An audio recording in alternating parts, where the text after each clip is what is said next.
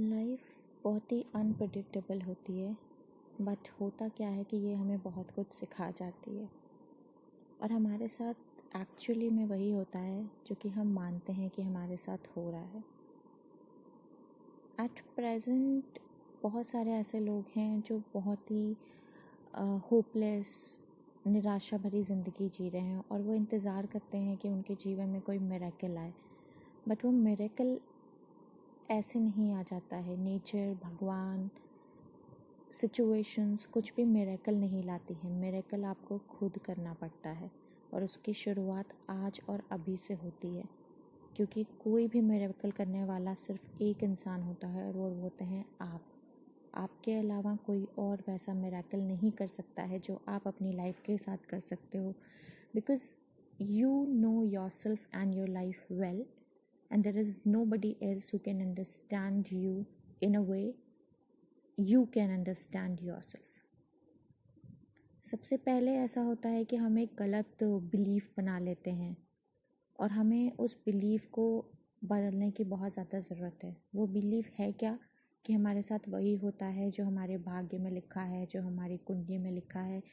Definitely कुछ factors ऐसे होते हैं, बट सिचुएशंस अराइज क्यों होती हैं? क्योंकि आप उसे जन्म देते हो। सिचुएशंस आती हैं क्योंकि आप उन्हें उकसाते हो। So basically life is what you make it. मैंने एक प्रीति शेनॉय की नॉवल पढ़ी थी जिसका टाइटल यही था, life is what you make it. उसमें एक लड़की होती है, बहुत ही इंटेलिजेंट होती है पढ़ने में एंड टॉपर होती है, बहुत अच्छा कर रही होती है, but suddenly she starts thinking कि मुझे जो चीज़ें याद है वो मैं भूल गई तो फिर क्या होगा। And then she goes into depression, but वो उस डिप्रेशन से बाहर निकल कर आती है। तो moral of the story is कि हमारे साथ जो कुछ भी होता है उसके ज़िम्मेदार हम खुद होते हैं। इसलिए खुश रहना या ना रहना हम पर डिपेंड करता है, किसी और पर नहीं। और अगर कोई भी इंसान ये सोचता है कि हमारे साथ जो भी कुछ होता है वो हमारे हाथ में नहीं है, तो वो एक गलत बिलीफ है जिसको हमें बदलना होगा। और जब तक हम उसको बदलेंगे नहीं तब तक शायद हमारी लाइफ डिफ़िकल्ट की डिफ़िकल्ट रहे।